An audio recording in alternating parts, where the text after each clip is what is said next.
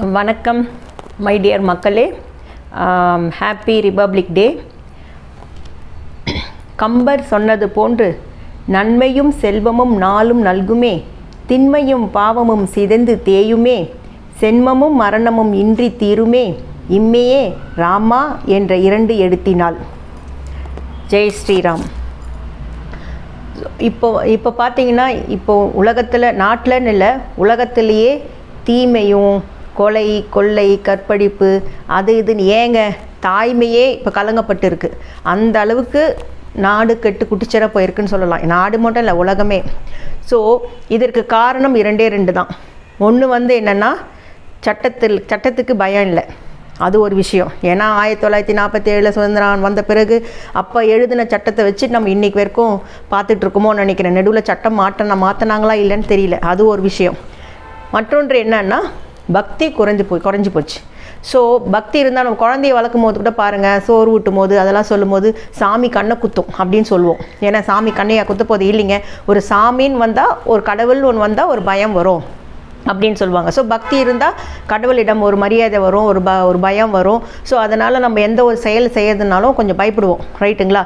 So இப்போ பார்த்தீங்கன்னா அந்த பயம், சபரிமலை கூட போகிறாங்க. அந்த சபரிமலைக்கு மாலை போட்ட சீசனில் யாரும் ஸ்மோக் பண்ணக்கூடாது, தண்ணி அடிக்கக்கூடாது, செருப்பு போடக்கூடாதுன்னு அப்படி ஒரு திட்டத்தை வச்சுருக்காங்க. ஏன்னா நான் அந்த 48 நாளோ அவங்க போகிற விரதம் இருக்கிறாங்க பாருங்கள், அந்த டைமில் மட்டும் பர்ஃபெக்டாக இருந்துட்டு, சில பேருக்கு அந்த மாதிரி இருந்தவுடனே அதுக்கப்புறமும் மாலை கட்டிட்ட பிறகும் அவங்களுக்கு அதுவே பழகிடும் சில பேருக்கு.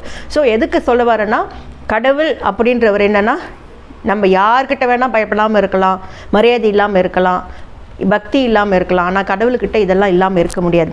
ஸோ இந்த தருவாயில், இந்த டைமில் நம்ம நாட்டில் ஒரு ராமருக்கு, ராம்லாலா அவருக்கு ஒரு கோயில் கட்டியிருக்காங்க அப்படின்னா அது வரவேற்கத்தக்கது, சந்தோஷம், ரைட்டுங்களா?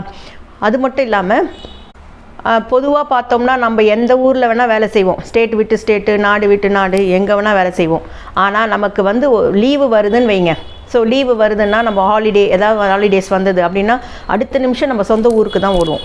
நம்ம சொந்த ஊரில் நம்மளுக்கு, நம்ம பிறந்த ஊரில் சொந்த வீடு இல்லைனாலும் சரி, வாடகை வீட்டில் இருந்தாலும் சரி, அந்த வீட்டில் போய் நம்ம இருக்கிறதே ஒரு தனி சுகம்தான், கரெக்டுங்களா? அப்படி இருக்கும்போது ராமர் பிறந்த ஊரில், அதுவும் அயோத்தியில் பல நூற்றாண்டுகளாக கோயில் கட்டணும் அப்படின்னு நினச்சிட்டு இருந்தது. திஸ் டைம், இந்த வருஷம் அது நிறைவேறியிருக்குன்னா கண்டிப்பாக சொல்கிறேன், கடவுளுக்கே அது ஒரு சந்தோஷத்தை கொடுக்கக்கூடிய ஒரு விஷயம் தான் நான் சொல்வேன், ரைட்டுங்களா? ஏன்னா இப்போ அவர் பிறந்த ஊரில் நம்ம அவருக்கு கோயில் கட்டியிருக்கோம் அப்படின்னா அவருக்கு ஒரு சொந்த வீடு அவர் பிறந்த ஊரில் இருக்குது. இந்த பதிவில் நான் பாலிட்டிக்ஸ் பேச போகிறதில்ல, இதெல்லாம் கிடையாதுங்க. முழுக்க இது அந்த கோயிலை பற்றி மட்டும்தான். ஏன்னா பாலிட்டிக்ஸ் நம்ம பண்ணுறாங்க, இதெல்லாம் விடுங்க. பாலிட்டிக்ஸு ஒவ்வொருத்தரும் ஒவ்வொரு விதமாக பண்ணுவாங்க, ரைட்டுங்களா? இதில் அதை பற்றி பேசுறதுக்கான பதிவு இது இல்லை. முழுக்க இது கோயிலை பற்றியே தான். இந்த கோயிலை பார்த்தீங்கன்னா இன்னொரு விஷயம் என்னென்னா, அந்த கோயிலை அயோத்தியை சுற்றி ஒரு 15 கிராமத்தில் பல நூற்றாண்டு காலமாக செருப்பு போடுறது இல்லையா, தலப்பா கட்டுறது இல்லையா, ப்ளஸ் கூட யூஸ் பண்ண மாட்டாங்களாம். ஏன்னா அந்த ஊரில் அவருக்கு ஒரு கோயில் கட்டும் வரை நாங்கள் இதை செய்ய மாட்டோம் அப்படின்னு சொல்லிட்டு, அந்த பல ஜென்ரேஷன் முன்னாடி, தட் இஸ் பல நூற்றாண்டு முன்னாடி அதை போட்டது இன்று வரை பின்பற்றதா ஒரு விஷயம் இருக்குது. இப்போ அந்த கோயில் கும்பாபிஷேகம் முடிஞ்ச பிறகு எல்லாரும் அதை போட ஆரம்பிச்சிட்டாங்க அப்படின்னு ஒரு இன்ஃபர்மேஷனும் இருக்குது.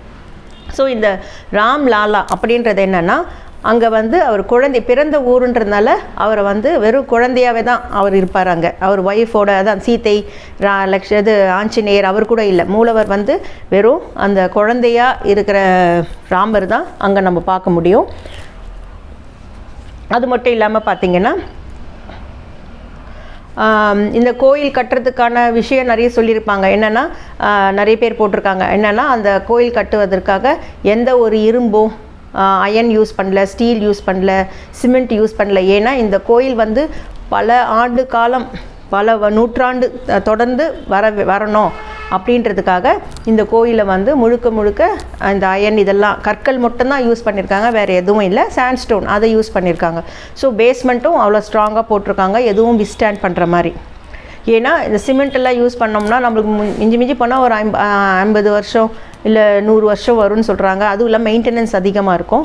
பட் வேறஸ் இந்த கற்களை கொண்டே நம்ம கட்டுறதுனால இந்த கோயிலுக்கான ஆயுள் காலம் பல வருடங்கள் நிலைத்து நிற்குமா அப்படின்னு சொல்கிறாங்க. அது மட்டும் இல்லாமல் முக்கியமாக நம்ம இன்றைக்கி இந்த நல்ல நாளில் அவர் கோயிலுக்கு பந்தீர் கட்டின இந்த சந்தோஷத்தில் ஒருத்தரை மறக்கக்கூடாது. யாருன்னா அவர் பேர் வந்து கேசவ பரசாரன் லாயர். அவர் லாயர், அதான் நம்ம இந்த கேஸுக்கு ஆஜரானவர். இதில் ஒரு விசேஷமான விஷயம் என்னென்னா, இந்த கேஸை வாதாடும் போது 4.5 hours அந்த 4.5 மணி நேரமும் அவர் உட்காரவே இல்லைங்களாம். ப்ளஸ் அவர் வந்து இந்த கேஸ் எடுத்து வாதாடும் போதெல்லாம் செருப்பும் போடலையாம். அதுக்கு வந்து ஜட்ஜே சொன்னாராம், ஏன்னா அவர் நியர்லி 92 years old. ஸோ அதனால் அவருங்க சொல்லியிருக்காங்க ஜட்ஜை, ஏன் நீங்கள் வந்து உட்கார்ந்து வாதாடுறதுனா கூட உட்காரலாம், இல்லை ரிலாக்ஸ் பண்ணிக்கங்கன்னு சொல்லும்போது, நான் எத்தனையோ கிளைண்ட்டை டீல் பண்ணியிருக்கேன், அவங்களுக்கெல்லாம் நான் நின்றுட்டு தான் பேசியிருக்கேன், எல்லாம் பண்ணியிருக்கேன். பட் திஸ் டைம் வந்து என்னுடைய கிளைண்ட்டே வந்து கடவுள். அப்படி இருக்கும்போது ஸ்ரீராமருக்கு நான் என் கிளைண்ட்டாக இருக்கும்போது நான் எப்படி உட்கார முடியும் அப்படின்னு சொல்லிட்டு 4.5 மணி நேரம் செருப்பு கூட போடாமல் இந்த கேஸை வாதாடி ஜெயிச்சு கொடுத்துருக்காராம். ஸோ இந்த நல்ல நாளில் நம்ம அதை கூட நினைக்கணும். கரெக்டுங்களா?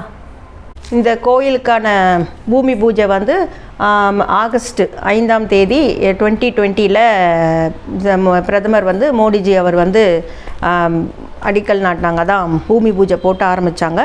நியர்லி ஒரு 20னா பாருங்கள், ஆல்மோஸ்ட் 3 years அதற்கான வேலைகள் நடந்திருந்தது. முக்கியமான இதில் என்ன விஷயம்னா, அவங்க யூஸ் பண்ணாங்க பாருங்கள் செங்கல், அந்த ஒவ்வொரு செங்கலுமே ஸ்பெஷலாக செய்திருக்காங்க. எப்படின்னா அதில் வந்து ஜெய் ஸ்ரீராம் அப்படின்னு சொல்லிட்டு அந்த எழுத்து அதில் பதிச்சிருக்காங்க அந்த செங்கலில். அதற்கு காரணம் என்னென்னா, சேது அணை அதில் அப்படி தான் நாங்கள் ஸ்ரீராம்னு எழுதி போட்ட பிறகு தான் அந்த கல் வந்து மிதந்தது. ஸோ இன்றைக்கி கூட நம்ம அதை பார்க்கலாம். ரைட்டுங்களா? ஸோ அதனால் இதுவும் இந்த கோயிலும் பல நூற்றாண்டு நிலைத்து நிற்கணும் அப்படின்னு சொல்லிட்டு அவங்க கடவுள் பேரை வச்சு இதை கட்டணும்னு சொல்கிறதுக்கோசம் தான், சொல்வதற்காக தான் அந்த கல்லை வந்து ஜெய் ஸ்ரீராம்னு பதிச்சு அந்த செங்கல் மட்டுமே யூஸ் பண்ணாங்க இது கோயில் கட்டுவதற்கு. அது மட்டும் இல்லாமல் இதற்கான புனித சேக்ரெட் சாயில்னு சொல்லுவாங்க. அது வந்து 2587 பகுதி ரீஜன்லேருந்து கொண்டு வந்திருக்காங்க. ஃபார் லைக் ஜான்சி அந்த மாதிரி இருக்குது பாருங்கள் புனித இடம், அதுலேருந்து அந்த ஊர்லேருந்துலாம் மண் எடுத்துகிட்டு வந்திருக்காங்க. ஆல்மோஸ்ட் 2587 ரீஜன்லேருந்து கொண்டு வந்திருக்காங்க.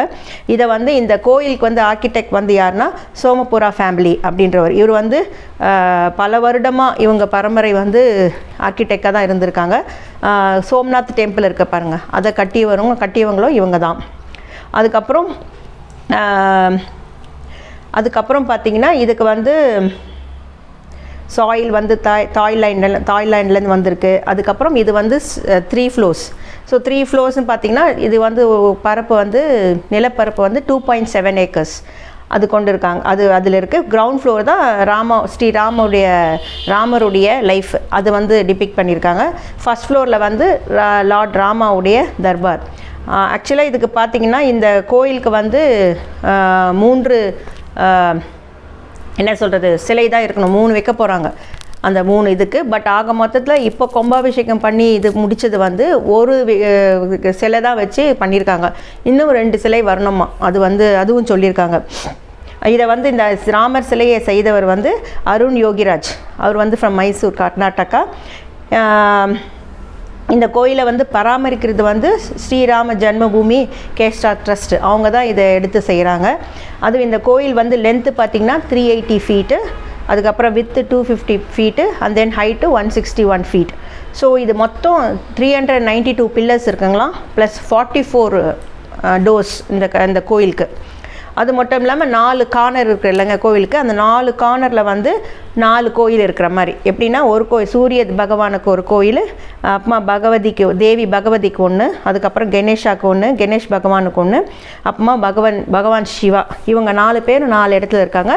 அது மட்டும் இல்லாமல் அன்னபூர்ணாவும் ப்ளஸ் அனுமன். ஆக மொத்தத்தில் பார்த்திங்கன்னா இந்த கோயிலுக்குள்ளே எல்லா கடவுளுமே நம்ம ஒன்று சேர்ந்து பார்க்கலாம். புரியுதுங்களா? ஸோ அந்த மாதிரி எல்லா கடவுளுக்குமே இதில் விக்கிரகம் வச்சுருக்காங்க, சிலை வச்சுருக்காங்க. அதுவும் இல்லாமல் இந்த கோயிலுடைய பேஸ்மெண்ட்டுடைய மாய்ஸ்சர், அதான் அந்த சாயில் கிரவுண்ட் மாய்ஸ்சரை சேவ் பண்ணுறதுக்கு 21 feet ஹை வந்து பிளிந்துன்னு ஒரு அந்த கன்ஸ்ட்ரக்ட் பண்ணியிருக்காங்க கிரைனைட்டை வச்சு. ஸோ இந்த எர்த்துக்வேக் கூட இதை வந்து வித்ஸ்டாண்ட் பண்ணும் அப்படின்ற மாதிரி. அது இது வந்து ஒரு புனித ஸ்தலம்ன்றதுனால எவ்வளோ மக்கள் வந்தாலும் அந்த கோயிலில் வந்து ஸ்டே பண்ணிவிட்டு சாமி கும்பிட்றவங்களாம் இருப்பாங்கல்ல. அதனால் 25,000 இது இருக்கான் ஃபெசிலிட்டி. இப்போ பில்கிரிம் ஃபெசிலிட்டி சென்டர் இருக்குது, ப்ளஸ் ஹெல்த் சென்டர் இருக்குது, அண்ட் தென் ரேம்ப்பு, லிஃப்ட்டு இதெல்லாம் கூட வச்சுருக்காங்க. ஏன்னா ஒரு சிலர்லாம் படிக்கிட்டு ஏற முடியாத நிலைமையில் இருப்பாங்க, வயசானவங்க, பெண்கள், அதுக்கப்புறம் ஃபிசிக்கலி சேலஞ்ச் அவங்கெல்லாம், அந்த மாதிரி இருக்கிறவங்களுக்கெல்லாம் யூஸ் ஆகிற மாதிரி ரேம்ப்பு அண்ட் லிஃப்ட்டு இந்த ஃபெசிலிட்டிஸும் வச்சுருக்காங்க. நான் சொன்ன மாதிரி 3 விக்கிரகங்கள், அதில் ஒன்று வந்து வெள்ளை பளிங்கு கல்லில் செய்திருக்காங்க, இன்னும் மற்ற 2 வந்து ஷைலா எனப்படும் கல்லில் வடிவமைக்கப்பட்டதான்.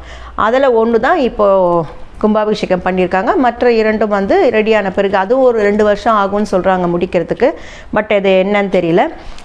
ஸோ நம்ம இதை அரசியலே விட்டுட்டு இதை வந்து இந்துக்களுக்கு இது ஒரு புனித ஸ்தலமாக கண்டிப்பாக வரும். இப்போ திருப்பதி, அதுக்கப்புறம் நம்ம சொல்கிறோம் பாருங்கள் காசி, ராமேஸ்வரம் அப்படின்னு சொல்கிற மாதிரி கண்டிப்பாக இந்த ராம்லாலா அந்த அவருடைய மந்திர் வந்து இந்த ஒரு உலக அளவில் கூட ஃபேமஸ் ஆகும் இந்த இந்துஸுக்குன்ற ஒரு கோயில் என்ற முறையில்.